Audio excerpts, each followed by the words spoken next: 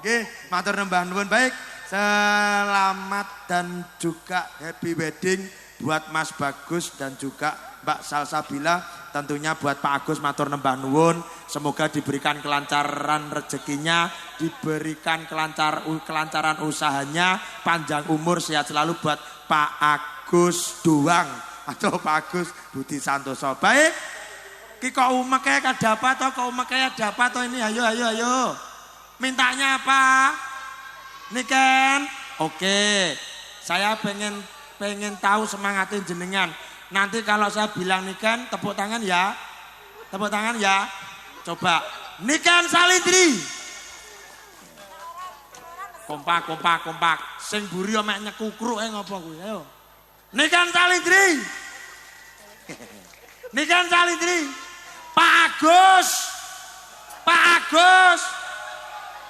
Oke, iya. Baik, biar panjenengan semangat, inilah akan yang saya tampilkan yang panjenengan tunggu-tunggu. Artis cilik kita, owner dari Campur Sari Mayangkara. Siapa dia?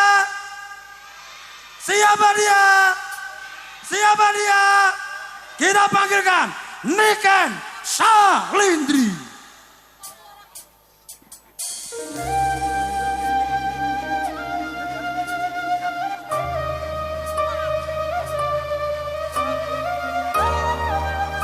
Selamat malam Niken, ini nak.